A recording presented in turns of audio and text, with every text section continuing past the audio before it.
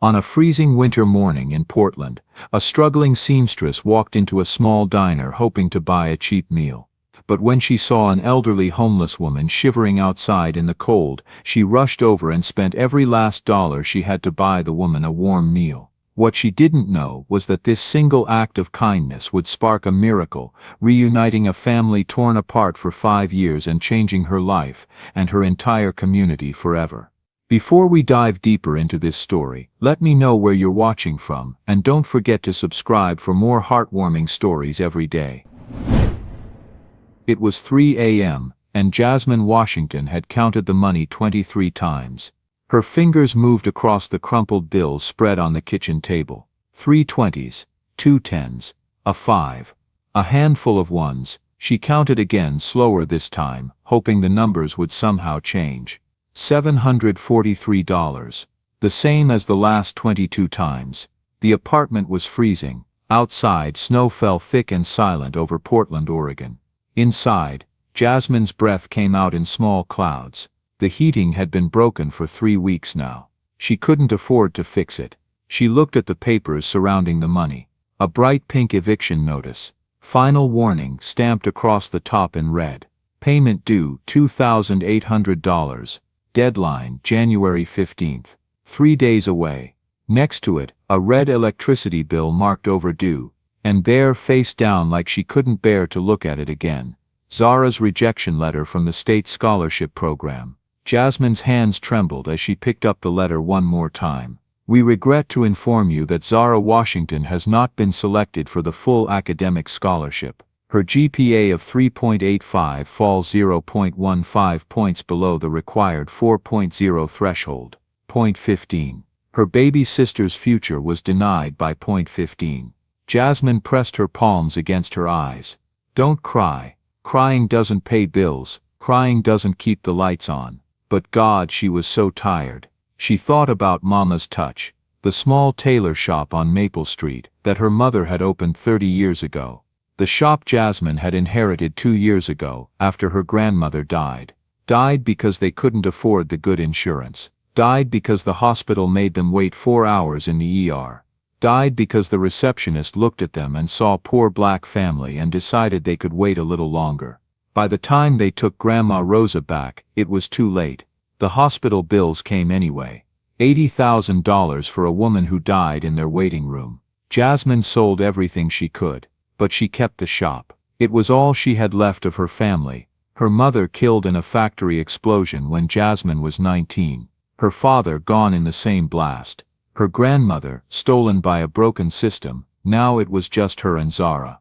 And in 3 days they'd lose the shop too. Jasmine looked at the eviction notice again. She'd been 4 months behind on rent. Mr. William Henderson, her landlord, had been patient at first. Then he got tired of waiting. Business is business, Miss Washington, he'd said last week, his voice flat and cold. I have bills to pay too. She'd begged, actually begged. On the verge of tears in her own shop, while he stood there in his expensive coat, checking his watch like she was wasting his time. He didn't care. Nobody cared. The shop made maybe $20 a day now. Sometimes less. Yesterday, $9. The day before, 15. She couldn't remember the last time she'd made more than 30. The rent was $1,800 a month, plus utilities, plus supplies. She was drowning, and no matter how hard she swam, the water kept rising. Jasmine stood up and walked to Zara's bedroom. She pushed the door open quietly. Her 16-year-old sister was asleep, curled under 2 blankets, her textbook still spread across the bed. Straight A student. GPA 3.85. I wanted to be a social worker. I wanted to help people. Just like Grandma Rosa taught us, Jasmine thought. Help people. Be kind. Every stitch is an act of hope. But hope didn't pay rent. Jasmine closed the door softly and went back to the kitchen.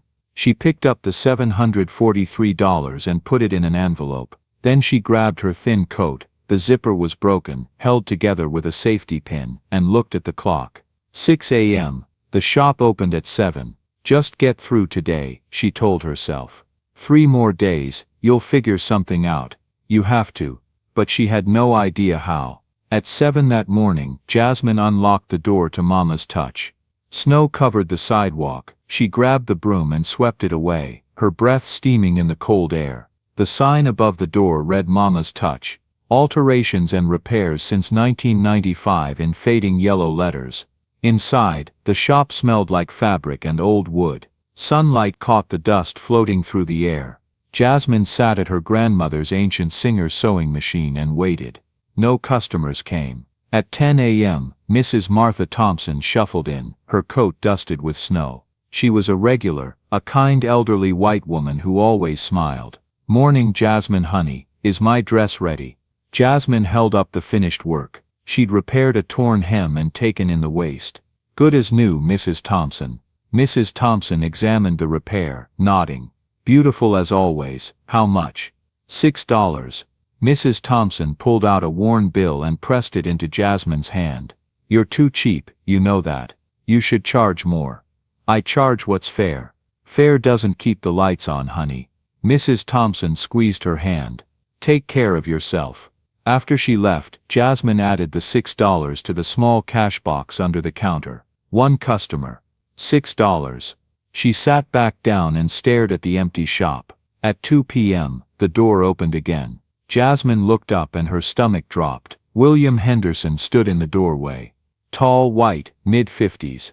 His expensive wool coat was buttoned against the cold. His face was carved from ice. "Henderson," Jasmine stood up quickly. "I wasn't expecting. May I come in?" She stepped aside. He walked in slowly, surveying the shop with cold, assessing eyes. "Miss Washington," he said, his voice flat. "We need to talk. I know I'm behind on rent, but if you could just give me—" He cut her off. "You're 4 months behind. That's $7,200. Plus this month, which is also due." I know. Jasmine's voice cracked. "But business has been slow and I just need a little more time." Henderson turned to face her fully. "I've given you time. 4 months of time. I have bills to pay too, Miss Washington. I have property taxes. I have maintenance costs. I understand, but your grandmother understood that business is business." Jasmine's hands clenched into fists. "My grandmother paid on time because she had customers. Do you know how many people came in today? One customer. $6. That's not enough to— That's not my problem." The words hit like a slap. Henderson pulled an envelope from his coat pocket and set it on the counter. "Official eviction notice. You have until January 15th to pay $2,800, the bare minimum, to avoid immediate legal action. If you can't pay, you need to vacate the premises. 3 days. Jasmine's voice was barely a whisper. "You're giving me 3 days. I'm being generous. I could have started legal proceedings weeks ago." He headed for the door, then paused. "I'm not a bad person, Miss Washington. I'm a businessman. There's a difference." After he left, Jasmine stood frozen in the empty shop. Through the window, people walked past. A mother with 2 children. A couple holding hands. A businessman on his phone. None of them looked in. None of them stopped. They never did. Jasmine closed the shop at 6 p.m. and walked home through the snow. The cold bit through her thin jacket, but she barely felt it. Her mind was spinning, calculating, desperately searching for a solution that didn't exist. Inside the apartment, Zara sat at the kitchen table, surrounded by textbooks and papers. At 16 she looked so much like their mother, the same dark eyes, the same determined set to her jaw. "Hey sis." Jasmine forced a smile. "How was school?" Zara didn't look up. "Fine." Something in her sister's voice made Jasmine pause. "Just fine." "Yeah, fine." Jasmine set down her bag and walked over. That's when she saw it, the envelope on the table. The return address from the State Scholarship Board. Her heart stopped. "Zara, I didn't get it." Zara's voice was flat. Too flat. "They sent the letter today." Jasmine picked up the envelope with shaking hands. She'd already read it 23 times, but seeing it here in front of Zara made it real all over again. Point 15. "I'm sorry." Zara finally looked up and her eyes were red. "I know we needed this. I know you were counting on it." "No." Jasmine knelt beside her sister's chair. "No, don't you dare apologize. You did everything right. You worked so hard. But it wasn't enough. Zara's voice broke. My GPA wasn't high enough. I'm not good enough. And now I can't go to college, and you're going to have to keep working yourself to death for me, and the tears came then. Hot and fast. Maybe I shouldn't go to college at all, Zara whispered. Maybe I should just get a job and help you with the shop. Stop. Jasmine grabbed her sister's shoulders. Stop right now. You are going to college, Zara. Do you hear me? You're brilliant. You're going to do amazing things. It's just a setback. But we can't afford. I'll figure it out. How? Zara wiped her eyes roughly. Sis, I see the bills. I know we're broke. I know Mr. Henderson wants to kick us out. How are you going to figure this out? Jasmine opened her mouth to answer, but nothing came. How? When she had $743 and needed thousands? How? When the shop was dying and she couldn't save it? How? When every day felt like drowning? I don't know, she finally whispered. But I will. I promise you I will. Zara leaned her head against Jasmine's shoulder. I'm scared, sis. Me too, baby. Me too. The next morning, Jasmine woke at 5 a.m. She hadn't really slept, just dozed in and out, her mind racing with impossible math. $743. 3 days, $2,800. No matter how many times she calculated, the numbers didn't work. She got dressed quietly, trying not to wake Zara. In the kitchen she counted the money one more time. Still $743. She took $12, a 10 and 2 ones, and slipped them into her pocket. Food. She needed to buy food. The rest went back in the envelope, hidden in her underwear drawer. The safest place she could think of.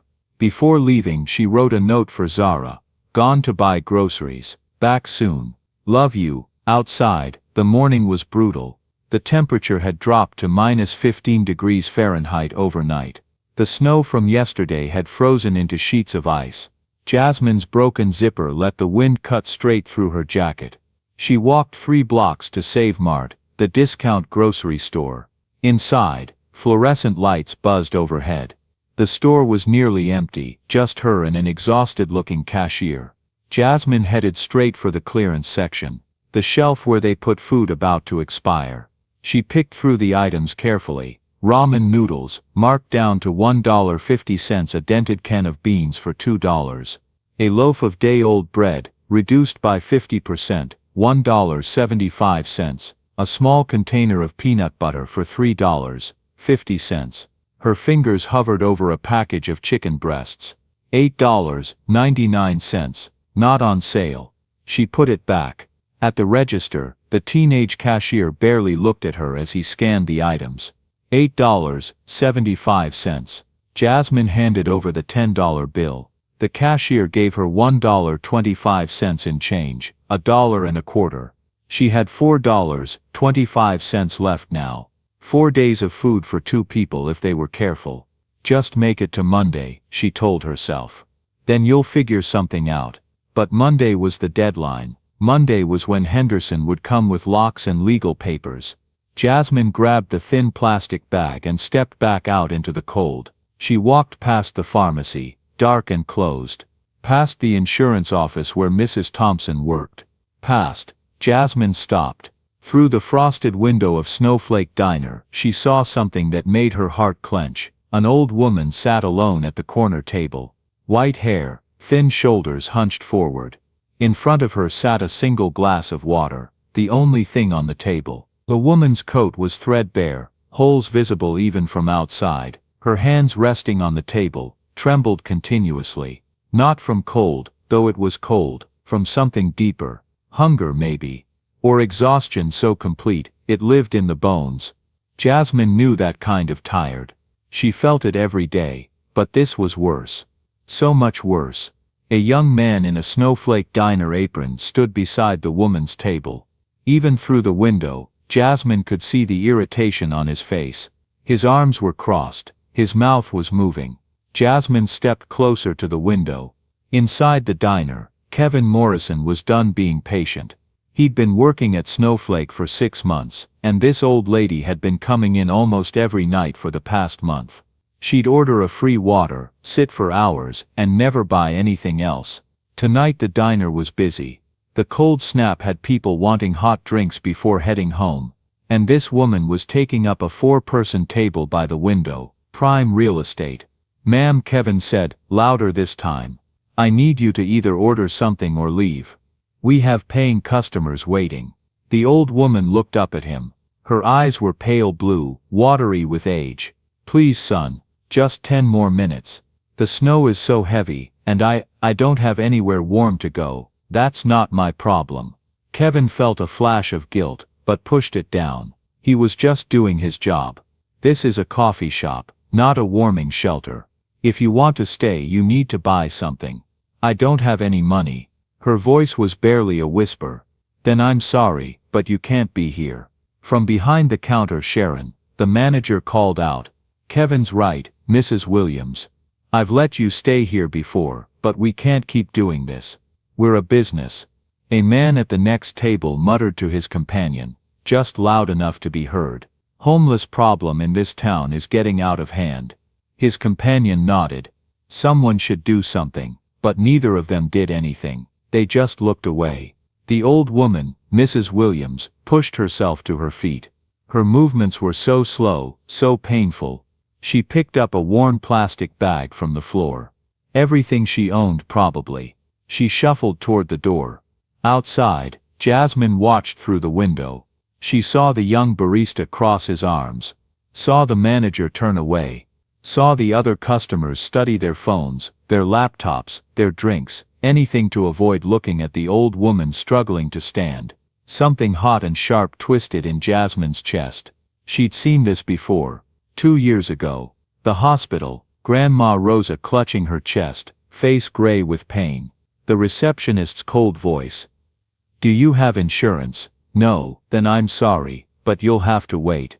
They'd made Grandma Rosa wait 4 hours in the ER waiting room.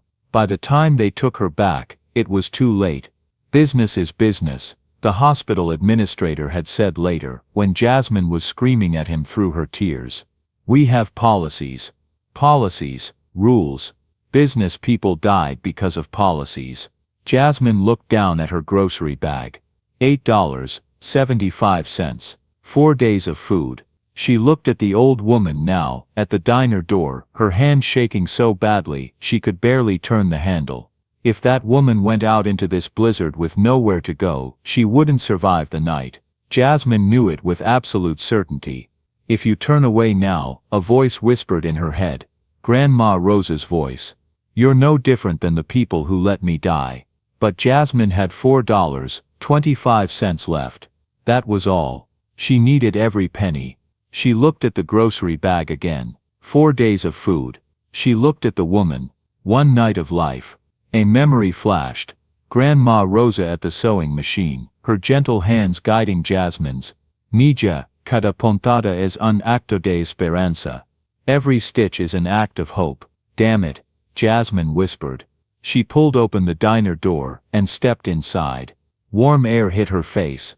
The smell of coffee and cinnamon. The moment Jasmine walked through the door, conversation stopped. Every head turned. She felt their eyes on her, assessing, judging. Her coat was thin and worn, the zipper broken and held together with a safety pin. Her shoes had a hole near the left toe that she tried to patch with duct tape. Her hands were rough, marked with tiny scars from needle pricks. She didn't belong in a place like Snowflake Diner, with its glossy wooden tables and soft lighting and customers in North Face jackets, who paid $5 for a latte without thinking twice. But she kept walking. The old woman stood frozen by the door, one hand still on the handle, looking at Jasmine with confused, watery eyes. Jasmine walked straight to the counter. Her shoes squeaked on the wet floor, leaving tracks of melting snow. Kevin was there, wiping down the espresso machine. He looked up as she approached, and Jasmine saw recognition flicker across his face. The woman from outside. The one who'd been watching. "Hi." Jasmine's voice came out quieter than she wanted. She cleared her throat and tried again. "I'd like 2 large bowls of soup, please. And 2 grilled cheese sandwiches. And 2 black coffees." Kevin glanced at the menu board, then back at Jasmine. His eyes traveled down to her patched shoes, her worn coat. Okay. The soup is $6.50 each, sandwiches are $4.50 each, and coffees are $3 each. That's $28 total. Jasmine's hands went cold. $28. She had $4.25. No, think. She looked at the menu again. Actually, her voice cracked. 2 small soups, 2 half sandwiches, 2 small coffees. How much is that? Kevin calculated. $17.50. Jasmine had $4.25. Her mind raced. The $8.75 in food she just bought. If she returned it? No. The receipt was already gone, probably thrown in the trash outside, and even if she could return it, that would only give her $13. She needed $17.50. Unless, Jasmine's hand went to her pocket. The $10 she'd used at Save Mart. She'd gotten $1.25 back. So she had, she'd put the change in her other pocket. And there was, she remembered now, there was emergency money. The $20 she'd hidden in her coat lining 3 months ago. The $20 she'd forgotten about. With shaking hands, Jasmine reached into the torn lining of her coat. Her fingers found the folded bill. Please, please, please be there. She pulled it out. A 20. Plus the $1.25 in her other pocket. $21.25. Enough. I'm sorry. Jasmine put the money on the counter. 2 small soups, 2 half sandwiches, 2 small coffees. For here. Her hands trembled as she counted it out. The 20, the dollar, the quarter. $21.25 on the counter. Kevin counted it. His eyes flickered to Jasmine's face, then to the old woman still standing by the door. You're good. His voice was soft now. Different. I'll bring it to your table. Keep the change, Jasmine said. Kevin's face went red. I'll get your order ready. Jasmine turned away from the counter and walked to where the old woman stood. Ma'am, Jasmine said softly. Would you mind if I sat with you? I really don't like eating alone. The old woman's eyes went wide, confused. Her mouth opened and closed, but no sound came out.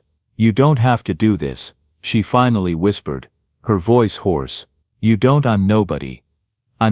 You're not nobody. Jasmine reached out slowly and gently touched the old woman's elbow. The fabric of her coat was so thin Jasmine could feel bone underneath.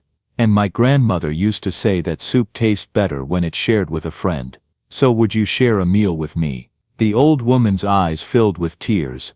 They spilled over, running down the deep lines of her face. I don't understand, she said. Why would you?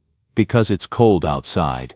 Jasmine smiled, though her own eyes were burning. And because I saw you. And I thought maybe you could use a friend. And honestly, so could I. The old woman's hand finally released the door handle.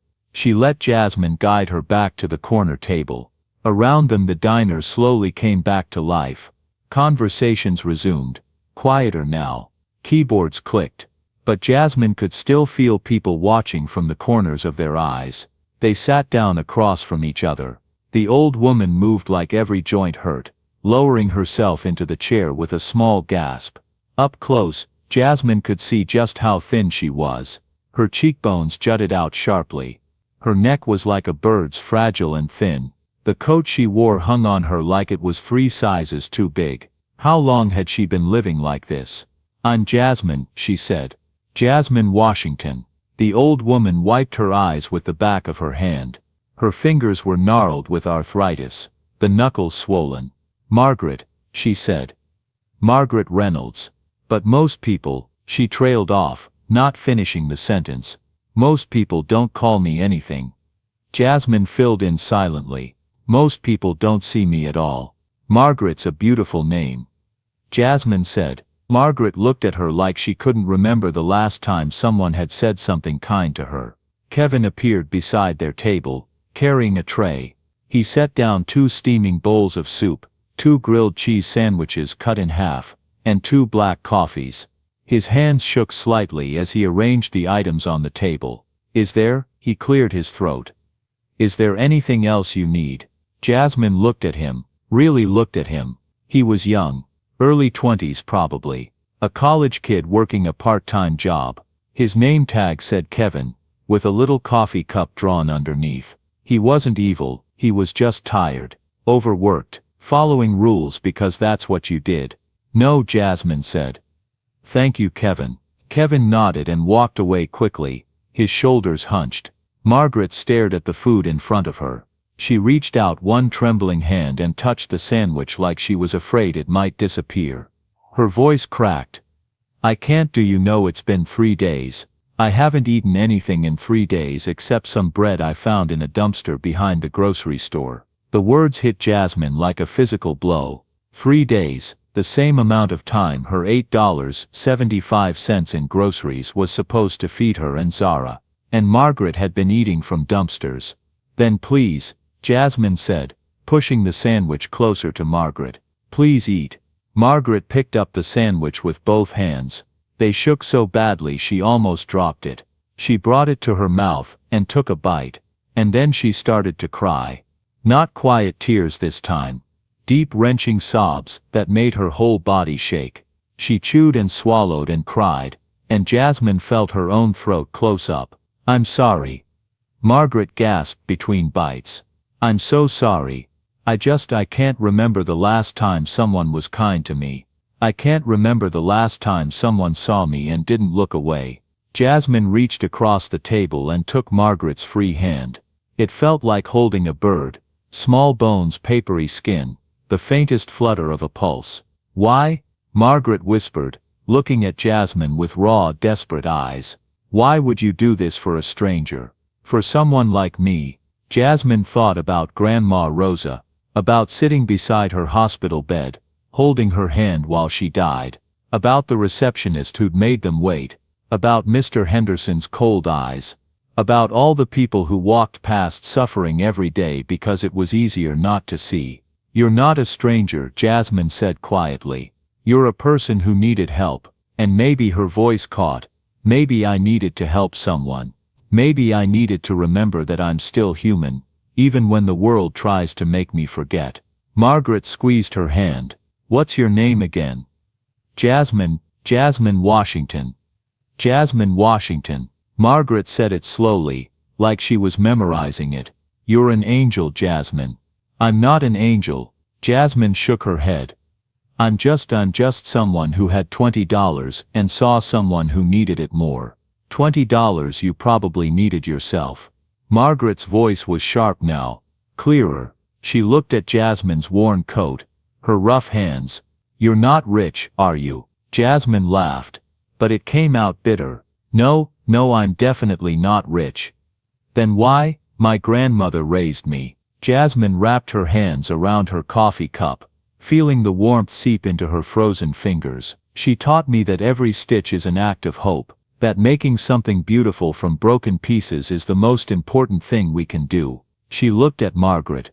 You're not broken, you've just been torn. And maybe this is me trying to make something beautiful. Margaret's eyes spilled over again, but she was smiling now. Actually smiling. They sat there in silence for a moment.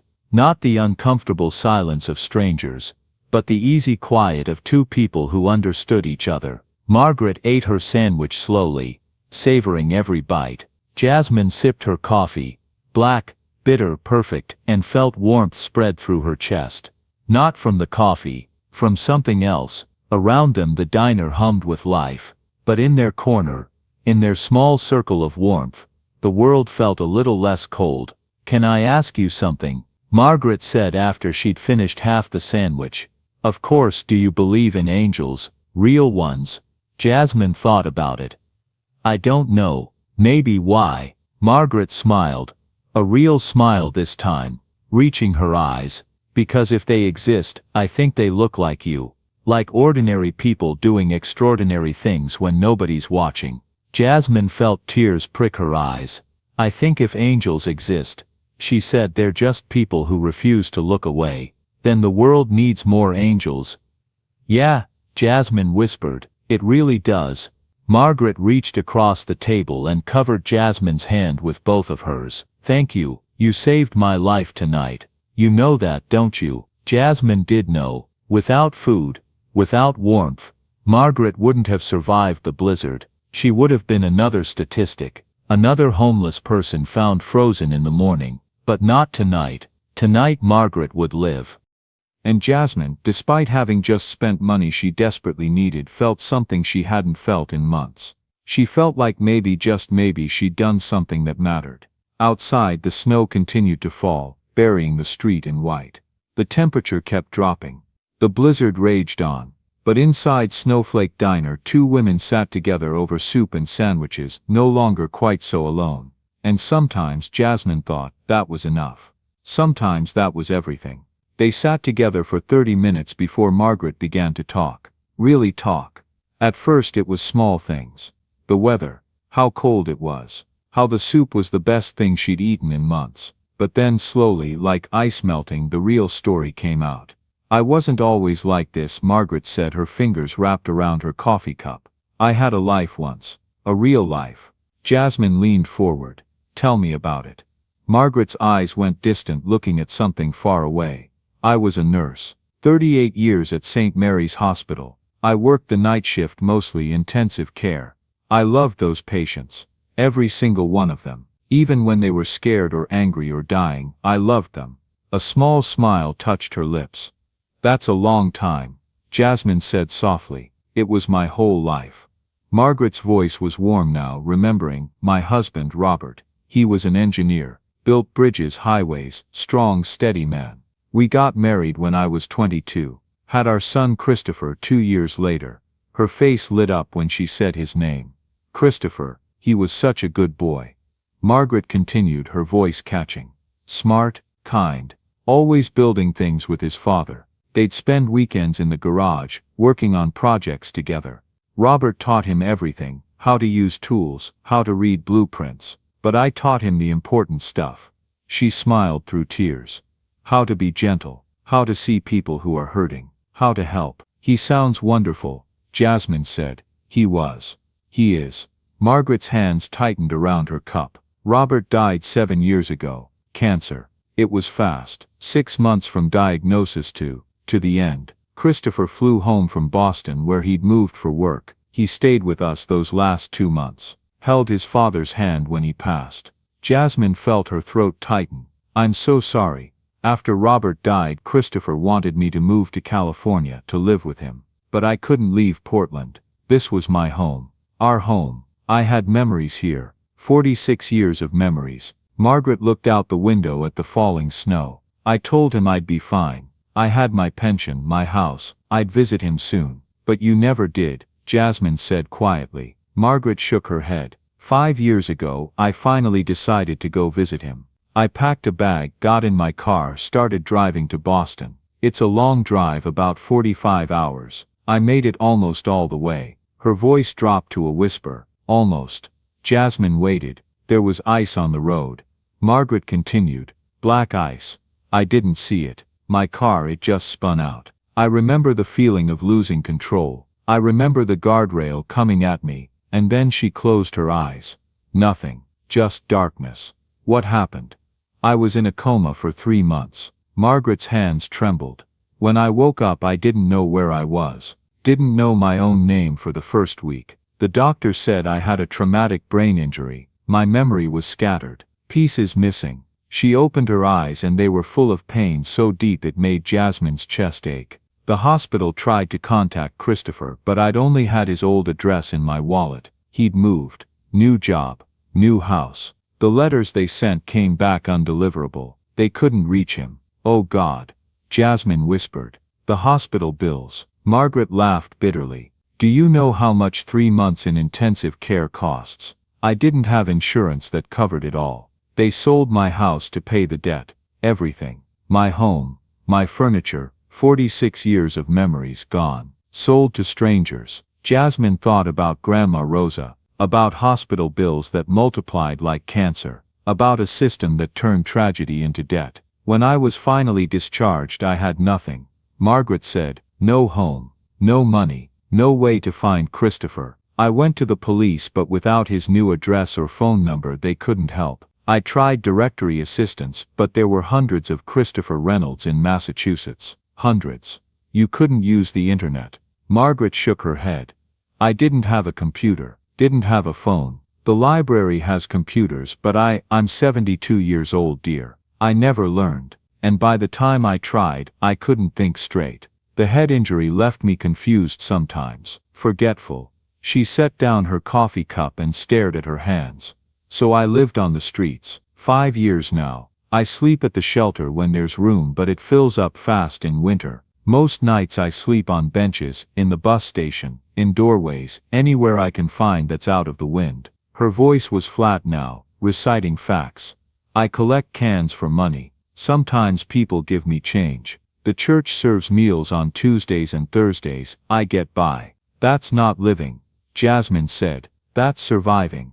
Is there a difference? Margaret looked at her with hollow eyes. Jasmine thought for a moment. There has to be. 2 years ago, Margaret said quietly. I tried to end it. I walked into the river in January. The water was so cold it burned. I thought it would be fast, peaceful. Jasmine's hand flew to her mouth. But a jogger saw me, pulled me out, called 911. They took me to the hospital, asked me questions, put me in a psych ward for 72 hours, then released me back onto the streets. Margaret's laugh was hollow. They saved my life just to throw me back into the same hell I was trying to escape. Margaret, I'm not telling you this for pity, Margaret said quickly. I'm telling you because you asked. Because you're the first person in 5 years who's looked at me like I'm human, like I'm worth listening to. Jasmine reached across the table and took both of Margaret's hands. You are human. You are worth everything. Margaret's eyes filled with tears again. You say that, but Christopher doesn't even know I'm alive. He thinks I died in that accident. He probably mourned me and moved on. Got married maybe. Had children. Built a life without me. Or maybe he's been looking for you, Jasmine said. Maybe he never stopped. Why would he? Because you're his mother, and sons don't forget their mothers. Margaret pulled her hands away and wiped her eyes. Tell me about you, she said. I've talked enough. I want to know about the angel who bought me dinner. Jasmine wasn't sure she wanted to share. Her problems felt small compared to Margaret's. But something in the old woman's eyes, genuine interest, real caring, made her open up. My parents died when I was 19, Jasmine said. Factory accident. They both worked at the same plant, same shift. There was an explosion. They didn't. It was fast. Margaret squeezed her hand. My sister Zara was only 7. We had no other family except my grandmother, Rosa. She was already in her 70s, but she took us in without hesitation. Jasmine smiled, remembering. She taught me to sew. She'd say, Mija, cada pontada is un acto de esperanza. Every stitch is an act of hope, that we could take broken things and make them whole again. She sounds like a wise woman. She was. Jasmine's throat tightened. 2 years ago she had a heart attack. We rushed her to the hospital, but we didn't have good insurance. They made us wait 4 hours in the ER. By the time they took her back it was too late. Oh honey, the hospital bills came anyway. Thousands of dollars for a woman who died in their waiting room. Jasmine's voice was bitter. I sold everything I could to pay them. But I kept the shop. Her shop, Mama's touch. It was her legacy. I thought I could keep it alive. Keep her dream alive. But it's not working. Margaret said gently. No. Jasmine shook her head. Business is dying. I make maybe $20–30 a day. The rent is $1,800 a month. I'm 4 months behind. My landlord gave me 3 days to come up with $2,800, or he's evicting me. 3 days, and Zara. Jasmine's voice cracked. She's so smart, so brilliant. She got rejected from a scholarship today. Missed it by 0.15 points. She wants to quit school, get a job, help me. But I can't let her do that. I can't let her give up her future because I'm failing. Margaret was quiet for a long moment. Then you're not failing, child. You're drowning. There's a difference. Feels the same, I know. Margaret reached across the table again. But you know what I see when I look at you? I see someone who spent her last $20 feeding a stranger. I see someone who still has hope even when everything's falling apart. That's not failure, that's courage. Jasmine laughed, but it came out as a sob. I don't feel courageous, I feel terrified. Courage isn't not being scared. Margaret said, it's being scared and doing the right thing anyway. Like tonight, you could have walked past me. Most people did, but you didn't. They sat in silence for a moment. Two women from different generations, different lives, connected by shared pain and unexpected kindness. You know what's funny? Margaret said softly. I was ready to die tonight. I was going to walk out into that blizzard and just let go, let the cold take me. But then you showed up. She smiled through her tears. Maybe the universe isn't completely cruel after all. Don't say that. Jasmine said fiercely. Don't talk about dying. We'll figure something out. Jasmine, Margaret's voice was gentle but firm. I've given up on finding Christopher. After 5 years it's time to accept that part of my life is over. No. Jasmine grabbed both of Margaret's hands. No, you're not giving up. Not tonight. Not ever. You hear me? Margaret looked at her. This fierce young woman who'd appeared out of nowhere with soup and hope, and nodded slowly. Okay, she whispered. Okay. Outside the blizzard raged on, burying the world in white. Inside, two women held hands across the table and refused to let go. And somewhere, in that moment, a spark of hope was lit. A spark that would soon become a fire. After they finished eating, Jasmine made a decision. You're coming home with me. Margaret looked up, startled. What? No, I can't. Yes, you can. Jasmine's voice was firm. It's -18 degrees outside. There's a blizzard warning. You're not sleeping on the street tonight. But you don't even know me. I'm dirty. I smell. I can't just. Margaret. Jasmine stood up and held out her hand. My grandmother taught me that home isn't a place. It's where you're safe. And tonight, you're going to be safe. Margaret stared at Jasmine's outstretched hand for a long moment. Then slowly she reached up and took it. Her grip was weak, but it was there. Jasmine helped her stand. Margaret swayed slightly, and Jasmine steadied her. Thank you. Margaret whispered. Thank you so much. As they walked toward the door, Kevin stepped out from behind the counter. Wait. His voice cracked. Mrs. Williams, I'm sorry, for earlier, for asking you to leave. I was just. You were doing your job. Margaret said gently. I understand. No. Kevin shook his head, his eyes red. There's doing your job, and there's being cruel. I was cruel, and I'm sorry. Margaret reached out and patted his arm. You're forgiven, son. Kevin looked at Jasmine. And you, what you just did?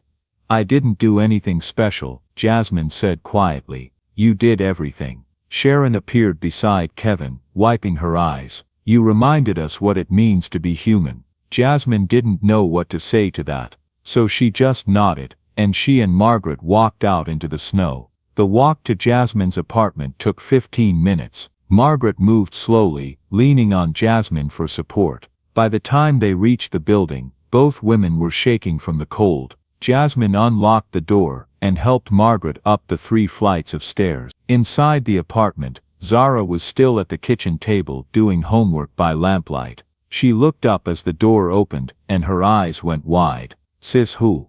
Zara, this is Margaret Reynolds. Jasmine helped Margaret to the couch. She's going to stay with us tonight. Zara stood up slowly, taking in Margaret's torn coat, her thin frame, the exhaustion in her eyes. Then she smiled. A warm, genuine smile. Hi, Mrs. Reynolds. I'm Zara. Welcome to our home. Margaret's eyes filled with tears. You're so kind, both of you. I don't deserve. Yes, you do, Zara said firmly. She grabbed a blanket from her room and draped it over Margaret's shoulders. Are you hungry? We have. She glanced at Jasmine. We have ramen. I can make you some. We just ate, Jasmine said quickly. But thank you, Zed. Zara looked at the clock, 10:30 p.m., and then at Jasmine. Reading her sister's face, understanding something important had happened. I'm going to bed, Zara said.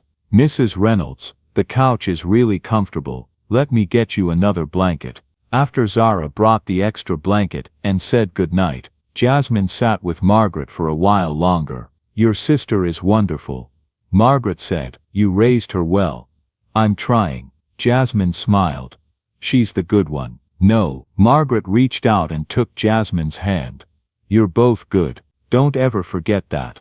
They sat in comfortable silence until Margaret's eyes began to close. Get some sleep, Jasmine whispered. You're safe here. Safe, Margaret murmured. I haven't felt safe in 5 years. Jasmine waited until Margaret's breathing evened out into sleep.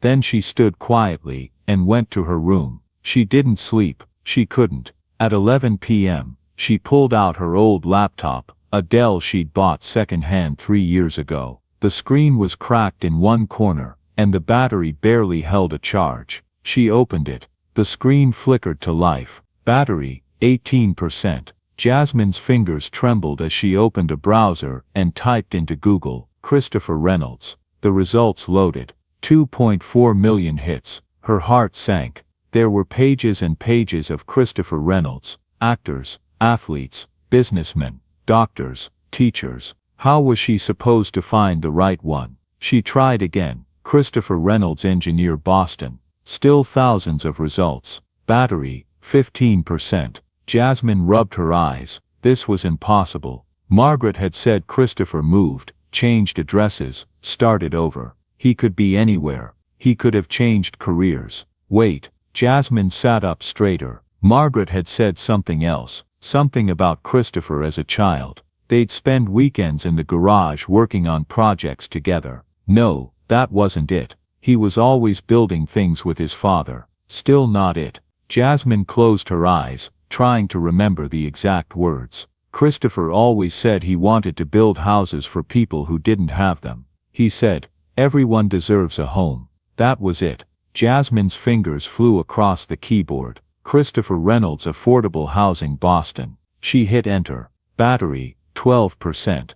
The page loaded, and there at the very top of the results was a website, Reynolds and Partners Architecture. Jasmine clicked on it. The website was professional, clean. The header image showed a modern apartment building with a tagline underneath. Building homes, building hope.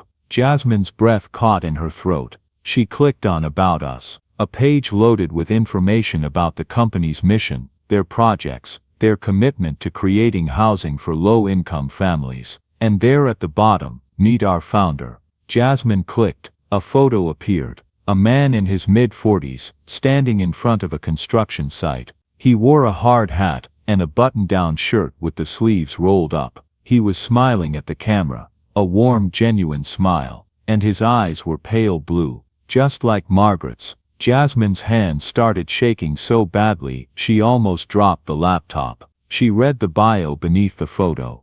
Christopher Reynolds founded Reynolds and Partners in 2015 with a simple mission: ensure that every family has access to safe, affordable housing. Born in 1980 and raised in Portland, Oregon, Christopher learned the value of hard work from his father, George Reynolds, a civil engineer, and the importance of compassion from his mother, Margaret Reynolds, a beloved nurse at St. Mary's Hospital. Jasmine's vision blurred with tears. This was him. This was Margaret's son. She kept reading, her heart pounding. After studying engineering at MIT, Christopher spent 10 years in corporate real estate before founding R&P. He credits his parents with inspiring his life's work. My father taught me how to build, Christopher says. My mother taught me why to build. She always said that everyone matters, especially those the world tries to ignore. Jasmine scrolled down to the bottom of the bio. The last line made her stop breathing. In loving memory of my mother, Margaret Reynolds, 1952-2020, and my father, George Reynolds, 1948-2017. Everything I do is for them. Marcus thought his mother died in 2020, the year of the accident, but Margaret was alive. She was alive and sleeping on Jasmine's couch right now, just 15 feet away. Battery, 10%. Jasmine clicked on the news section of the website. Several articles popped up. Interviews with Christopher, stories about his projects, features in architecture magazines. The most recent article was dated 3 months ago. Jasmine clicked on it. It was an interview with Architecture Today. The headline read, Building a Legacy, Christopher Reynolds on affordable housing and personal loss. Jasmine scanned the article frantically, looking for any mention of Margaret. There, halfway down the page, Reynolds admits that his drive comes from a place of deep personal loss. "I lost my mother in 2020, he says, his voice thick with emotion. "She was on her way to visit me when she had a car accident. I was on a business trip in Seattle. By the time I got the news and flew back, it was too late. I never got to say goodbye." Jasmine's tears fell onto the keyboard. "The biggest regret of my life is that I wasn't there for her at the end." Reynolds continues, "I was building my career, chasing success, and I let months go by without visiting her. I told myself I'd go next month, next quarter when things slowed down. But things never slow down, do they? And then she was gone." Jasmine kept reading, her chest tight. In his mother's memory, Reynolds established the Margaret's Light Foundation, a non-profit that provides support services for homeless individuals. "My mother dedicated her life to helping others," he explains. "She believed that everyone deserves to be seen, to be valued. The foundation is my way of continuing her work, of making sure her light keeps shining." Jasmine sat back, the laptop screen blurred in front of her. Christopher hadn't forgotten his mother. He was honoring her every single day. He'd built a charity in her name. He was helping homeless people like Margaret, because of what she'd taught him. And he had no idea she was still alive. Battery 8%. Jasmine wiped her eyes and looked at the photo of Christopher one more time. He had Margaret's eyes, Margaret's smile, and he was doing exactly what she'd raised him to do, helping people, seeing the invisible, making the world a little bit kinder. "He still loves you," Jasmine whispered to the photo. "He never stopped loving you." Battery 5%. Jasmine quickly memorized the contact information. Reynolds and Partners Architecture, Sacramento, California. Phone, 617-555-0147. Battery 3%. She grabbed her phone and took a photo of the screen, the website, Christopher's face, the phone number. Battery 2%. The laptop screen flickered.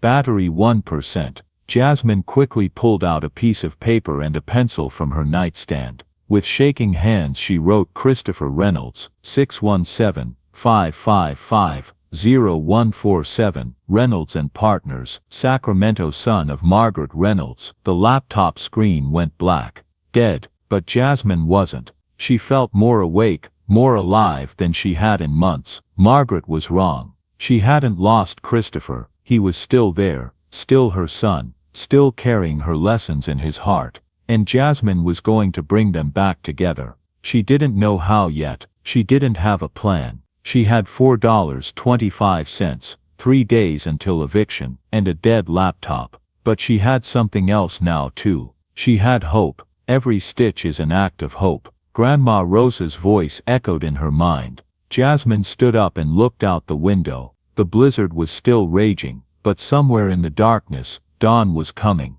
and with it maybe a miracle. Jasmine barely slept. By 5:30 a.m., she was dressed and standing in the living room, staring at the couch. It was empty. The blankets were folded neatly. Margaret was gone. Panic seized Jasmine's chest. She ran to the kitchen. There, on the table, was a note written in shaky handwriting. "Dear Jasmine, you have done more for me than I can ever repay, but I cannot be a burden to you. You have your own troubles, your own life. Thank you for reminding me what kindness looks like. Margaret." No. Jasmine grabbed her coat and ran out the door. She didn't bother with the zipper, didn't bother with gloves. She ran down the 3 flights of stairs and burst out into the freezing morning. The snow had stopped, but the temperature had dropped to -18 degrees Fahrenheit. The streets were empty, buried under 2 feet of snow. Jasmine ran toward downtown, toward the places she remembered seeing homeless people sleep. The bus station empty. The church doorway, locked, no one there. The park, abandoned. Then she remembered the old bank building on 5th Street, the one that had been closed for 3 years, windows boarded up. There was a recessed doorway that offered some shelter from the wind. Jasmine ran. Her lungs burned. Her face felt numb, but she kept running. When she turned onto 5th Street, she saw it. A shape huddled in the bank doorway, covered in dirty blankets. "Margaret!" Jasmine's voice cracked. "Margaret!" The shape stirred. A face emerged from the blankets, pale, drawn, but alive. "Jasmine!" Margaret's voice was weak. You came back." Jasmine dropped to her knees beside the old woman. "Of course I came back. I found him, Margaret. I found Christopher." Margaret blinked slowly, like she was having trouble processing the words. "What? Your son? Christopher Williams? I found him online last night." Jasmine pulled out her phone, hands shaking. "Look, is this him?" She held the screen in front of Margaret's face, showing the screenshot she'd taken. Margaret stared at the photo. Her eyes went wide. Her mouth opened, but no sound came out. Then tears started streaming down her weathered cheeks. "Christopher," she whispered. "That's my boy. That's my Christopher." Her trembling fingers reached toward the screen but didn't touch it, like she was afraid the image would disappear.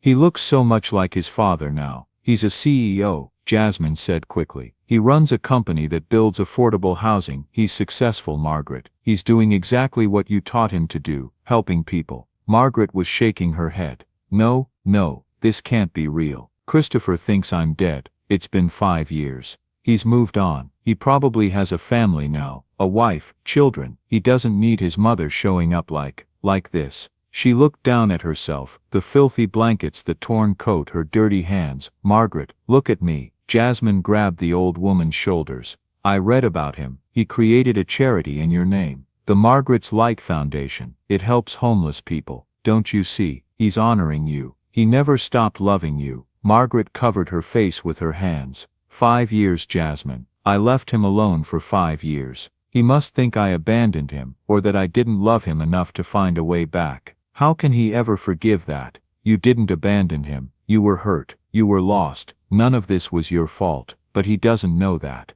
Then we'll tell him. Jasmine was almost shouting now. "We'll call him. We'll explain. Margaret, your son thinks you're dead. He's been mourning you. Don't you think he deserves to know the truth?" Margaret looked at Jasmine with eyes full of terror and desperate hope. "What if he doesn't want to talk to me? What if he's angry? What if he's been waiting 5 years for this moment?" Jasmine knelt down so they were eye level. "Margaret, listen to me. The worst thing that can happen is he says no. And even then you'll know you tried. You'll know you didn't give up. Isn't that better than dying without ever knowing?" Margaret stared at her for a long moment. Then slowly she nodded. "Okay," she whispered. "Okay, call him. Are you sure?" "No." Margaret laughed, but it came out more like a sob. "But do it anyway. Before I lose my nerve." Jasmine's hands shook as she pulled up the phone number she'd saved last night. 617-555-0147. It was 6 a.m. in Portland, 9 a.m. in Massachusetts. Would anyone even be there yet? She pressed call. The phone rang once, twice, 3 times. "Please," Jasmine whispered. "Please pick up." On the 4th ring someone answered. "Reynolds and Partners, Christopher Reynolds speaking." The voice was deep, calm, professional. Margaret opened her mouth but no sound came out. She just sat there, tears streaming down her face, unable to speak. Jasmine took the phone. "Mr. Reynolds, my name is Jasmine Washington. I'm calling from Portland, Oregon. I'm sitting here with your mother." Silence. "Then my mother passed away in 2020. I don't know who you are, but no, sir." Jasmine's voice was steady now. "She didn't die. She survived the accident. She's been alive this whole time. She's here, right now, with me." The silence on the other end was heavy. When Christopher spoke again, his voice was cold. "Do you know how many calls I get every year from people claiming to be related to me? People who want money or, I don't want money." Jasmine interrupted. "I'm telling you the truth. Your mother, Margaret Reynolds, is alive. She's been homeless for 5 years after a car accident. She's been trying to find you, but she couldn't. I'm going to hang up now." "Wait." Jasmine's voice cracked. "Please, just wait. Ask me one question. Just one. Something only your mother would know." There was a long pause. Then Christopher said, voice trembling now, "What was my mother's favorite breakfast? The one she made every Sunday morning." Jasmine looked at Margaret, who was staring at the phone with wide, desperate eyes. "Tell me," Jasmine whispered. "Quick." Margaret's voice was barely audible. "Banana pancakes, with real maple syrup, and black coffee. He used to call it Sunday magic. Jasmine repeated it into the phone. Banana pancakes with real maple syrup and black coffee. Your son used to call it Sunday magic. The silence stretched out, then oh my God, Christopher's voice broke. How do you know that? Who are you? Because your mother told me, last night, at a diner, when I bought her soup because she was being kicked out into a blizzard. Put her on the phone, now, please. Jasmine handed the phone to Margaret. Margaret took it with shaking hands, holding it up to her ear like it was something sacred and terrifying all at once. Con, her voice cracked. Christopher, and then from the phone loud enough for Jasmine to hear, Mom, oh my God. Mom. Margaret's face crumpled. Yes baby, it's me. It's Mom. Is it really you? Your voice I can't. Mom, is it really you? It's really me, sweetheart. Margaret was sobbing now, her whole body shaking. I never wanted to leave you. I was trying to visit you. I was on my way, and then the accident, and I woke up and everything was gone. I tried to find you, baby. I tried so hard. I know. Christopher was crying too, his words tumbling over each other. It's okay. None of that matters now. You're alive. You're alive. They both cried for a moment, unable to speak. Then Christopher said, his voice soft, full of wonder, Mom, do you remember? Do you remember the first time I tried to make pancakes for you? I was 9, and you burned them so badly you set off the smoke alarm. Margaret laughed through her tears. And you were so scared your father would be angry. But he just laughed and said, at least you tried. You remember, Christopher breathed. You really remember? I remember everything, sweetheart. Every single day with you and your father. I never forgot, not for 1 second. Mom, Christopher's voice was gentle now. Do you remember the song you used to sing before bed? Margaret closed her eyes. Her voice, thin and trembling, began to sing. You are my sunshine, my only sunshine. And then Christopher's voice joined in, stronger, carrying across the miles. You make me happy when skies are gray. Together, you'll never know, dear, how much I love you. Their voices broke. Neither could continue. They were both crying too hard. Jasmine stood in the doorway of the abandoned bank, tears freezing on her cheeks, watching Margaret clutch the phone like it was the only thing keeping her alive. Mom, Christopher finally said, where are you? Tell me where you are right now. I'm in Portland. I never left. I've been here the whole time. Stay there. His voice was fierce, commanding. Stay exactly where you are. I'm getting on a plane right now, today, this minute. But Christopher, you have work, your company, nothing is more important than you. Christopher cut her off. Nothing. Do you understand me? I lost you for 5 years. I'm not losing one more second. But I look terrible, son. I'm dirty and I smell, and I don't care if you're covered in mud. You're my mother. I'm coming to get you. Margaret started crying again. I love you so much. I never stopped loving you. I love you too, Mom, so much. His voice softened. Is Jasmine still there? The woman who called me. Margaret held the phone out to Jasmine. Mr. Reynolds, Miss Washington. His voice was thick with emotion. I don't know who you are or why you did this, but you gave me back my mother. I can never repay that. You don't need to. Can you stay with her until I get there? I'll cover all expenses, hotel, food, whatever you need. Just please don't let her out of your sight. Jasmine looked at Margaret, who was still clutching the phone like a lifeline, tears of joy streaming down her weathered face. I'll stay with her, Jasmine said quietly. Not because you're paying me, because she's my friend. Thank you. Christopher's voice broke. Thank you. I'll text you my flight information. I'll be there by tonight. We'll be waiting. After they hung up, Margaret and Jasmine sat in that cold doorway, holding each other, both crying. He's coming. Margaret kept saying, my boy is coming. He still loves me. Of course he loves you, Jasmine said, hugging her tight. He never stopped loving you. Around them the city was waking up. Cars driving by, people heading to work. The world kept turning. But in that moment, in that frozen doorway, two women held on to each other and believed in miracles. Because sometimes when you refuse to give up hope, when you do the right thing, even when it costs you everything, when you see someone who needs help and you actually help them, sometimes miracles happen. And sometimes that's enough to save more than one life. It's enough to save them all. Come on, Jasmine said, helping Margaret to her feet. You're coming back to my place. Your son is flying across the country to see you. You're not spending another minute in this doorway." Margaret shook her head.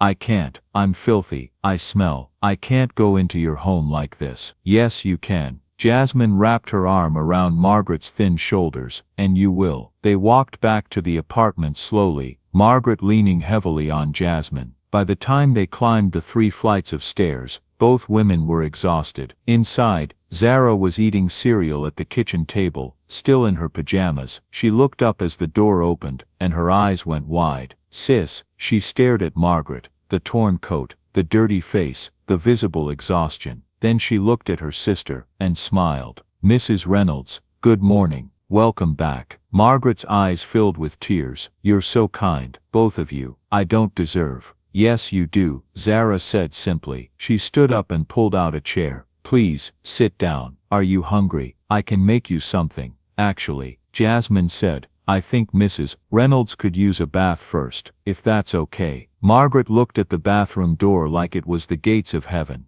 I haven't had a real bath in 5 years, she whispered. "Just washed in gas station sinks." Jasmine led her to the tiny bathroom, and turned on the water in the tub. Steam began to fill the small space. "Take your time," Jasmine said. "Use whatever you need. I'll find you some clean clothes." After Margaret was in the bath, Jasmine went to her closet. She pulled out a cardboard box from the top shelf, the one she could never bring herself to open. Grandma Rose's clothes, the things Jasmine couldn't bear to give away. She laid them out on her bed: a soft blue cardigan, a pair of comfortable pants, a floral blouse. Zara appeared in the doorway. "Sis," she said quietly, "those are Grandma's clothes." "I know. Are you sure?" Jasmine looked at her sister. "Grandma would want them to go to someone who needed them. Margaret needs them." Zara hugged her. "You're amazing, you know that. I'm just doing what's right." "No." Zara pulled back and looked at her seriously. "Most people know what's right. You actually do it. That's different." While Margaret bathed, Zara lit a vanilla candle and set out clean towels. She found Grandma Rose's old radio and tuned it to a station playing soft jazz. An hour later, Margaret emerged from the bathroom. She looked transformed. Her white hair was clean and combed. Her face was pink and scrubbed. Rose's blue cardigan fit her perfectly, and the pants, though a little loose, were held up with a belt. Zara had found Mrs. Reynolds. Zara breathed. "You look beautiful." Margaret walked to the mirror in the hallway and stared at her reflection. She touched her face gently, as if making sure it was real. "I don't even recognize myself," she whispered. I look like a person again." "You were always a person," Jasmine said. "Now you just look like yourself." Margaret turned away from the mirror, tears streaming down her clean cheeks. "Will Christopher recognize me? It's been so long, and I've changed so much." "He'll recognize you," Jasmine promised. "A mother's face is something you never forget." For breakfast or lunch, really, since it was now noon, Jasmine made grilled cheese sandwiches and tomato soup. They sat together at the small kitchen table, the 3 of them crowded around the worn surface. Margaret ate slowly, savoring every bite. "This is delicious," she said. "You're a wonderful cook, Jasmine." "My grandmother taught me." Jasmine smiled. She said food is love made visible. Zara talked about school, her classes, her friends, her dreams of college. Margaret listened like she was hearing the most fascinating story in the world, asking questions, making Zara laugh. "You're so smart," Margaret said. "You should be in college. Why aren't you going?"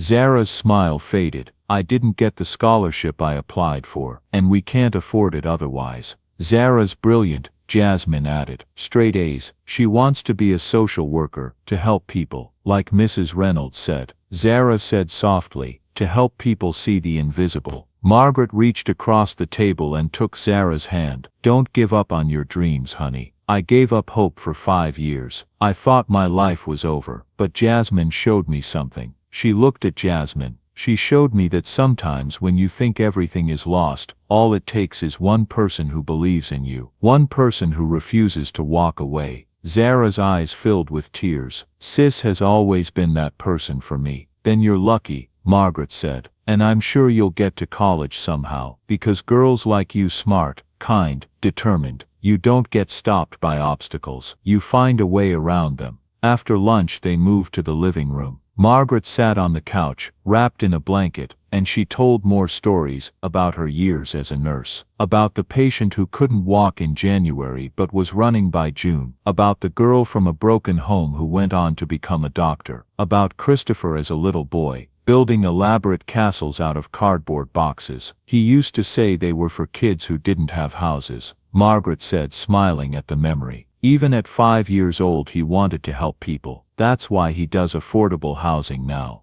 Zara said, he's still building houses for people who need them. Margaret nodded, tears in her eyes. That's my boy. He has his father's brain and my heart. At 2 p.m., Jasmine's phone buzzed. A text message from an unknown number. Miss Washington, this is Christopher Reynolds. I'm boarding the plane now. Should arrive Portland at 6 p.m. I can't thank you enough for staying with my mother. I've wired $1,000 to your account. Please use it for anything she needs, or anything you need.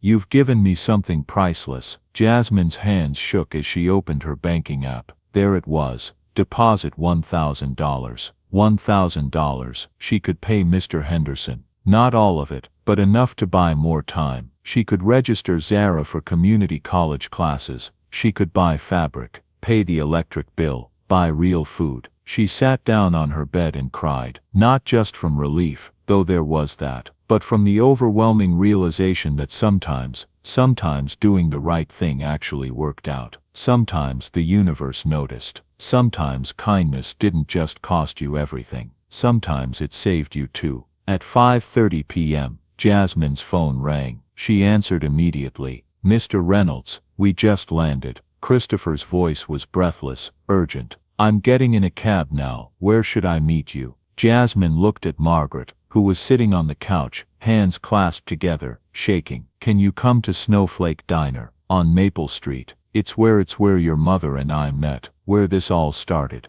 Yes, perfect. I'll be there in 20 minutes. After hanging up, Jasmine called the diner. Kevin answered on the third ring. Snowflake Diner. This is Kevin. It's Jasmine. Jasmine Washington. From last night. Jasmine, oh my God, is Mrs. Williams okay? I've been thinking about her all day.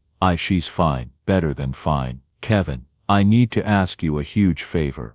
Anything, seriously, anything. Margaret's son is flying in from Boston. He thought she was dead. They haven't seen each other in 5 years. I want them to meet at the diner, where it all started. Can we use the space, just for an hour? There was a long pause. Then Kevin said, his voice thick with emotion, oh my God, yes, absolutely yes. Sharon and I will set everything up. We'll make it perfect. Thank you. We'll be there at 6. By 5:45, Jasmine, Margaret and Zara arrived at Snowflake Diner. The transformation was stunning. Fresh white roses sat on every table. Soft candles flickered in glass holders. A banner hung across the back wall. Welcome home, Margaret. Kevin stood by the door, his eyes red. Sharon was behind the counter, wiping tears from her face.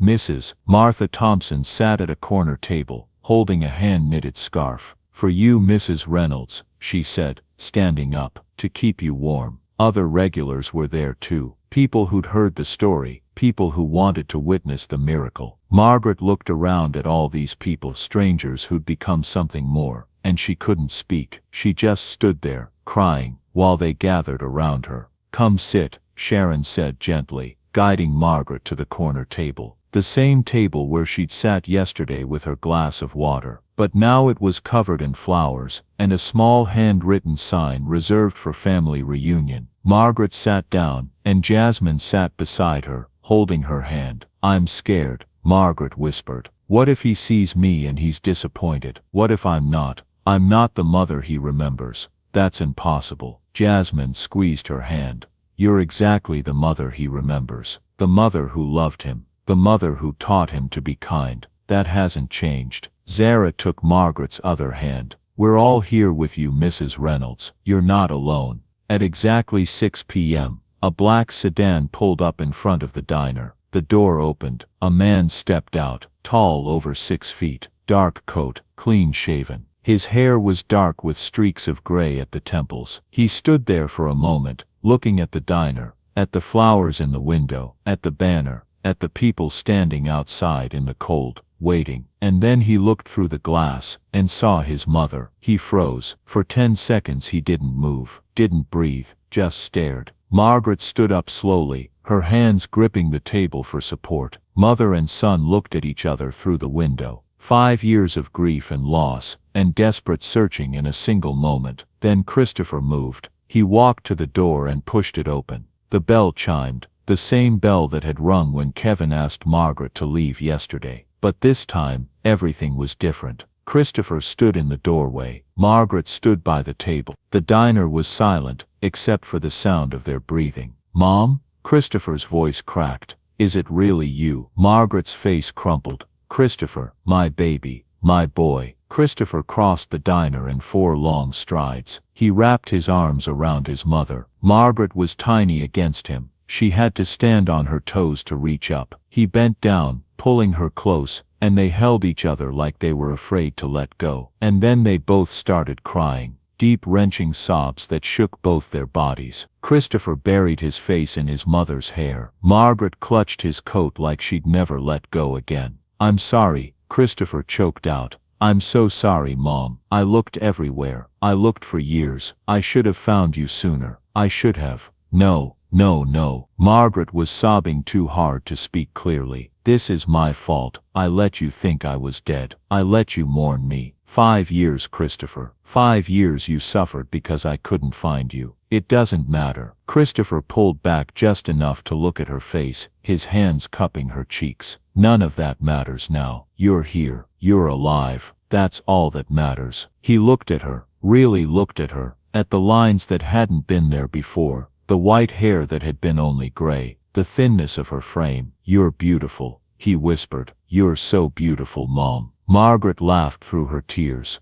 "I'm old and worn out. You're my mother. You're perfect." Around them, everyone in the diner was crying. Kevin stood behind the counter with his apron pressed to his face. Sharon was openly weeping. Mrs. Thompson dabbed her eyes with the scarf she'd brought. Christopher helped Margaret sit down, then sat beside her, still holding her hand, like he was afraid she'd disappear. "Mom," he said, his voice shaking, Do you remember the first time I tried to make pancakes for you? I was 9, and you burned them so badly the smoke alarm went off." Margaret was smiling now, through her tears. "And you were so scared your father would be angry. But he just laughed and said, 'At least you tried. You remember everything.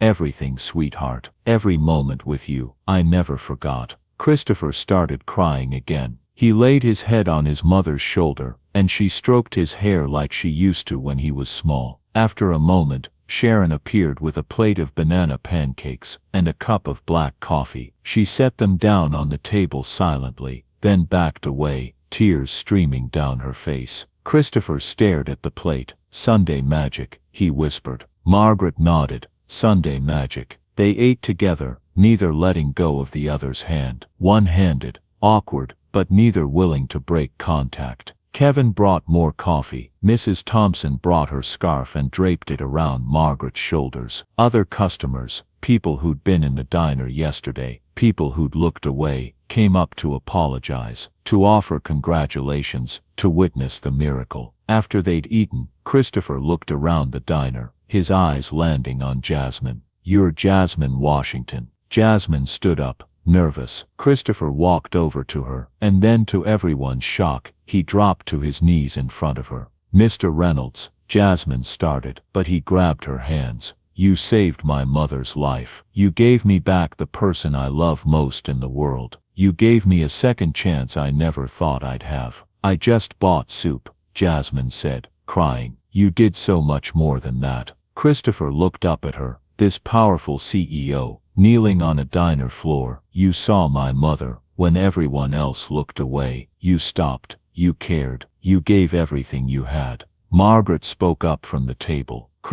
Jasmine used her last $20. She was about to lose her home. Her sister can't go to college, but she chose to help me anyway. Christopher's face changed. "You were about to lose your home." Jasmine tried to pull her hands away, embarrassed. "It doesn't matter. It's the most important thing in the world." Christopher stood up, still holding her hands. Do you know what true kindness is? It's not giving when you have plenty. It's giving when you have nothing left to give. That's what you did. He looked around at everyone in the diner. My mother taught me that every person matters, especially the ones the world tries to ignore. Jasmine Washington understood that lesson better than anyone. She saw a person in need, and she helped. No questions, no hesitation, just pure, simple kindness. He turned back to Jasmine. And I'm going to make sure that kindness is rewarded. Christopher asked Jasmine and Zara to sit down. Margaret sat beside them, still holding Jasmine's hand.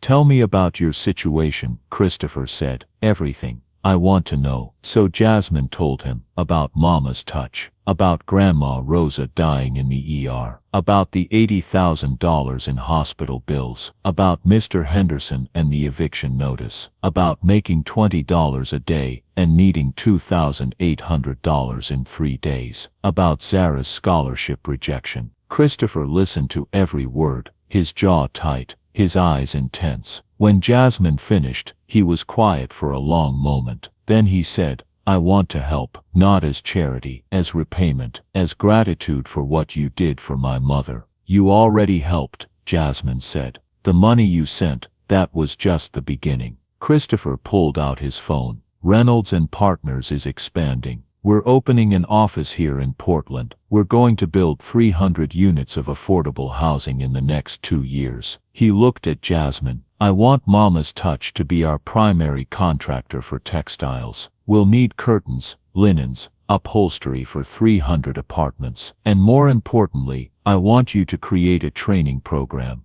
Teach sewing and alterations to people who are homeless, unemployed, struggling. Give them skills they can use to support themselves. Jasmine's mouth opened, but no sound came out. A 5-year contract, Christopher continued, worth $500,000. That should cover rent, expansion, equipment, salaries for instructors, and stipends for students.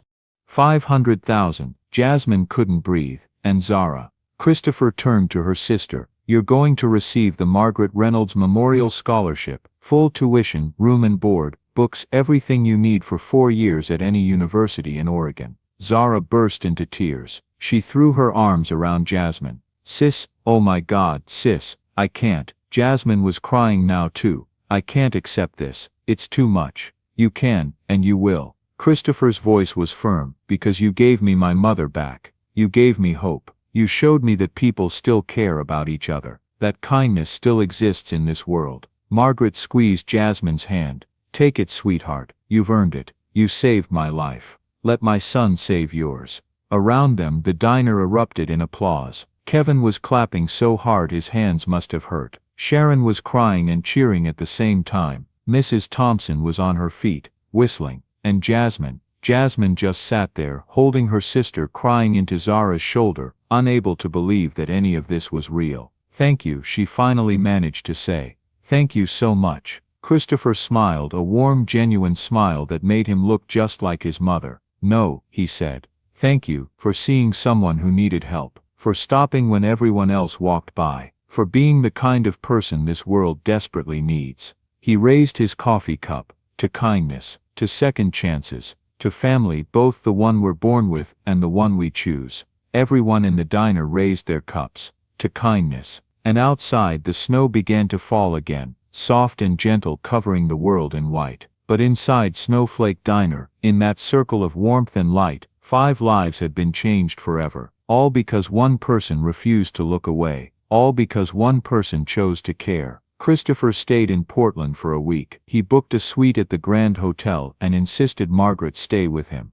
I'm not letting you out of my sight, he said, his arm around her shoulders. Not for 5 seconds. Not ever again. He took her to doctors. A general practitioner, a cardiologist, a specialist for her arthritis. After years of sleeping on the streets, he needed to know she was okay. The doctor's report was better than anyone expected. Mrs. Reynolds is malnourished and her joints show signs of wear, the doctor said. But there's nothing seriously wrong. With proper care, regular meals and medication for her arthritis, she could live another 20 years. Christopher cried when he heard that. 20 more years with his mother. 20 years he'd thought were lost forever. Every day he walked with Margaret through the snow-covered streets of Portland. She showed him her old elementary school, now converted into apartments. The house where she and George had raised him, now painted a different color, with different people living inside. The church where she sometimes got meals. "I don't regret it," Margaret said one afternoon as they walked past Snowflake Diner. "These 5 years, if I hadn't lost everything, I never would have met Jasmine. And she," Margaret looked at her son, "she reminded me what it means to be human, what it means to matter." Christopher squeezed her hand. "She reminded me too." On his 5th night in Portland, Christopher invited Jasmine and Zara to dinner at the hotel restaurant.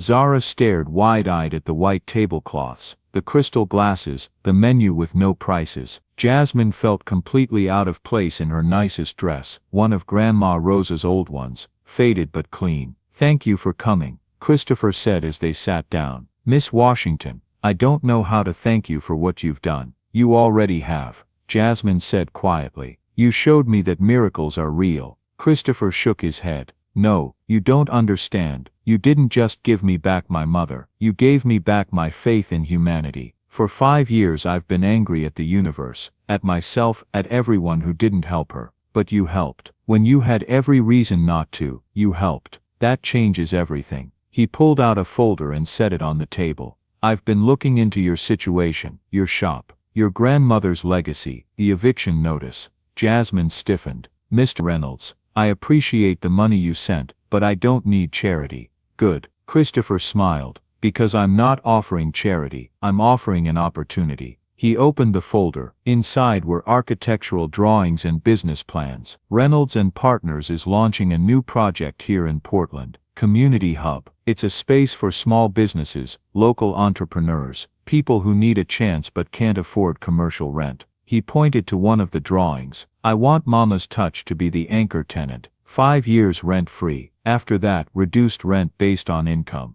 Jasmine stared at the papers. I don't understand, but that's not all." Christopher's eyes were bright now, excited. "I want you to expand. Create a training program. Teach sewing and alterations to people who are homeless, unemployed, struggling. Give them skills they can use to support themselves." He slid another document across the table. "Reynolds and Partners will fund the entire program. Equipment, supplies, stipends for students. We'll renovate a 5,000 square foot space, 20 industrial sewing machines, a classroom area, everything you need. You want me to open a school. I want you to start a movement," Christopher said. "The way your grandmother did with you. The way you did with my mother. I want you to take broken people and help them put themselves back together, one stitch at a time." Margaret reached across the table and took Jasmine's hand. "Will you do it, dear, for people like me, for everyone who's been invisible?"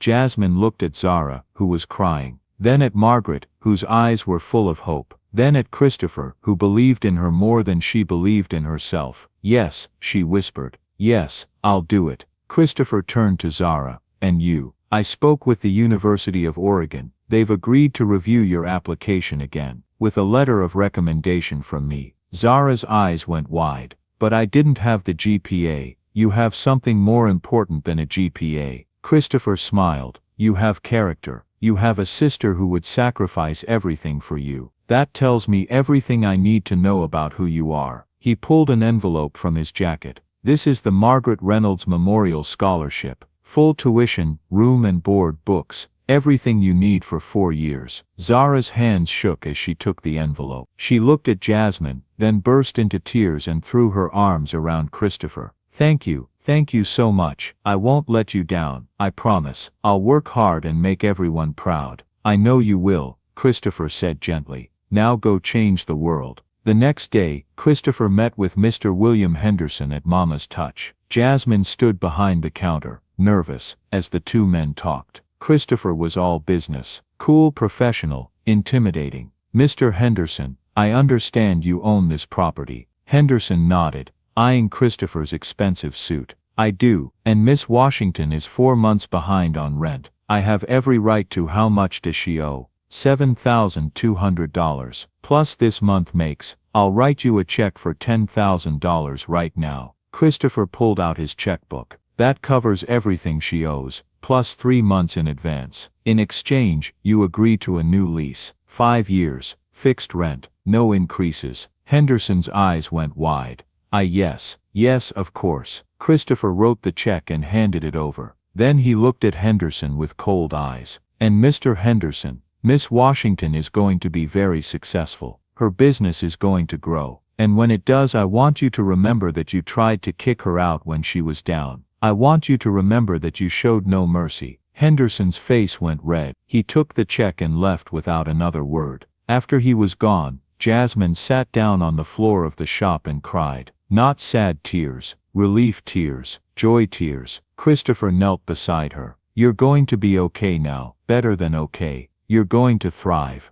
I don't know what to say. Don't say anything. Just promise me one thing. Anything. Promise me you'll remember this feeling, this moment, and when you see someone else struggling, someone else who's invisible, you'll stop. You'll help. Just like you helped my mother. Jasmine wiped her eyes and nodded. I promise. 3 days later, Christopher held a press conference at the Grand Hotel. He announced the Portland expansion of Reynolds and Partners, the 300 units of affordable housing, the partnership with Mama's Touch, and he told the story of a young woman who used her last $20 to buy soup for a homeless stranger, the story of a son who'd been searching for his mother for 5 years, the story of a miracle that happened because one person chose to care. The local news picked it up, then the national news. Within 24 hours, #Mama's Touch miracle was trending on social media. Donations poured in to the Margaret's Light Foundation, to Mama's Touch, to homeless shelters across Portland. Kevin and Sharon at Snowflake Diner created a pay-it-forward program. Customers could buy meals in advance for people who couldn't afford them. The corner table where Margaret had sat, where this whole thing started, was marked with a small brass plaque, the kindness table reserved for those in need. And Jasmine just tried to keep up with everything that was happening. Reporters wanted interviews. The mayor wanted to give her an award. Strangers stopped her on the street to shake her hand. But the moment that meant the most came a week later. She was at the shop, measuring fabric when the door opened. Margaret walked in with Christopher beside her. We're leaving tomorrow, Margaret said. Christopher's taking me back to Massachusetts, to live with him. Jasmine's heart sank. Oh, of course, you should be with your son. But I'll be back, Margaret said quickly. Every month to volunteer at the center, to help teach the students. If you'll have me, of course I'll have you. Jasmine hugged her. You're part of this. You're part of everything. Christopher handed Jasmine a business card. My personal number. Call anytime, day or night, for anything. You're family now, Jasmine. You and Zara both. Jasmine looked at the card, then at Christopher, then at Margaret. I don't know how to thank you. You already did, Margaret said, taking Jasmine's hands. You saw me, really saw me, when I was invisible to everyone else. That's the greatest gift anyone has ever given me. She pulled Jasmine into a hug. Thank you, Angel. Thank you for giving me my life back. Jasmine hugged her tight, crying. Thank you for giving me hope back. They stood there for a long moment, two women who'd found each other in the darkness and pulled each other into the light. And outside the world kept turning. But inside Mama's Touch, everything had changed. Everything was possible now. Everything was new. 1 year later, the sign above the door read, Mama's Touch Community Center, where every stitch builds hope. The grand opening was on a Saturday in December. Jasmine stood in the doorway of the new space, barely able to believe it was real. 5,000 square feet, 20 industrial sewing machines arranged in neat rows, a classroom area with desks and a smart board, a showroom for finished work, large windows that let in natural light, and everywhere, people. 60 students had enrolled in the first class. 40 of them were homeless or recently unemployed. 20 were refugees learning English through sewing. 10 were teenagers from low-income families.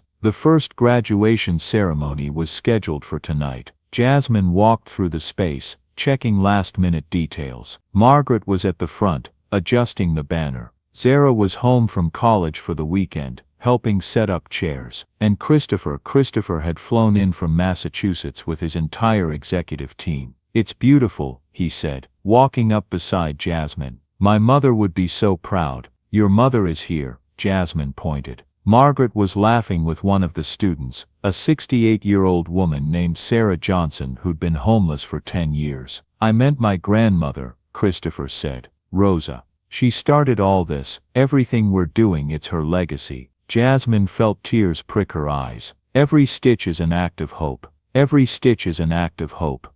Christopher repeated. At 6 p.m., the ceremony began. 25 students walked across the makeshift stage to receive their certificates. Each one wore an outfit they'd made themselves, proof of their new skills. Sarah Johnson was the last to walk. She moved slowly, arthritis making each step painful, but she held her head high. When she reached the podium, she turned to face the audience. A year ago I was nobody, she said, her voice shaking. I was that homeless woman sleeping on benches. I was invisible. People looked through me, not at me. She paused, wiping her eyes. But Jasmine saw me. She taught me to sew. She gave me skills. She gave me dignity. And now I'm not homeless woman's anymore. I'm Sarah Johnson, seamstress. The audience erupted in applause. Jasmine, sitting in the front row between Margaret and Zara, couldn't stop crying. Christopher stood and announced that each graduate would receive a $500 toolkit to start their own business. My mother taught me that everyone matters, he said, especially those the world tries to ignore. Sarah, you matter,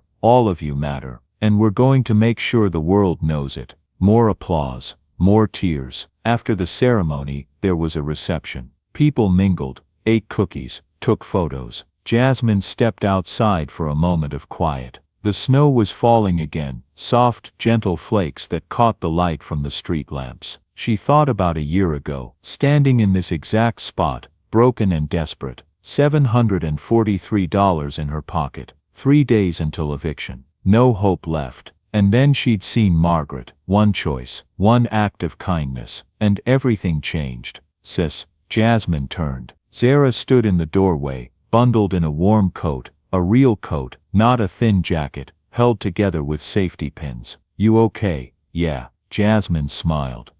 Just thinking. About what? About how 1 year can change everything. Zara came and stood beside her, looking out at the snow. You know what my professor said last week? In Social Work 101. What? She said. Systems don't change because of policies, they change because of people. One person who refuses to accept that things have to be this way. Zara looked at her sister. That's you, sis. You refused to accept it, and you changed everything. Jasmine shook her head. I just bought soup. No. Zara grabbed her hand. You saw someone who needed help, and you helped. Even when you had nothing. Even when it cost you everything. That's not just soup. That's revolutionary. At 8 p.m., Jasmine was helping clean up when she looked out the window. An old man was shuffling past. His coat was too thin, his shoulders hunched against the cold. Jasmine watched him for a moment. Then she grabbed her coat. Where are you going? Zara asked. Jasmine smiled. To do what we do. She walked outside into the snow. The old man had stopped at the corner, trying to get warm under a broken street light. Excuse me, sir. The man turned, surprised, wary. Jasmine held up 2 to-go containers from the reception. Would you mind if I sat with you for a bit? I really hate eating alone. The old man stared at her, his eyes pale gray, tired, filled with tears. You'd do that, for me? Of course, Jasmine smiled. Come on, let's get you warm. She led him back toward the community center, where the lights were still on, where warmth and food and kindness waited. Zara stood in the doorway, watching her sister walk away with a stranger who needed help, and she smiled. Because she knew the cycle would continue, the kindness would spread, the hope would multiply. Inside the community center, Margaret stood with Christopher, watching through the window. That girl, Margaret said softly. She's an angel, a real angel. No, Christopher said. She's better than an angel. She's human. And she chooses to be kind, every single day. That's harder. That's braver. Margaret squeezed her son's hand. Your grandmother would be so proud. Both grandmothers, Christopher said. Rosa and Mom. They're both here. In everything Jasmine does. Outside, the snow kept falling. Inside, Jasmine brought the old man in from the cold. And somewhere beyond the visible world, Grandma Rosa smiled. Because that's what love does. It doesn't just save one person. It ripples outward, touching everyone it meets, creating waves of change that never really end. All it takes is one person willing to stop, to see, to care. All it takes is 2 bowls of soup and a heart brave enough to give them away. Kindness costs nothing, but means everything. Pass it on. Join us to share meaningful stories by hitting the like and subscribe buttons. Don't forget to turn on the notification bell to start your day with profound lessons and heartfelt empathy.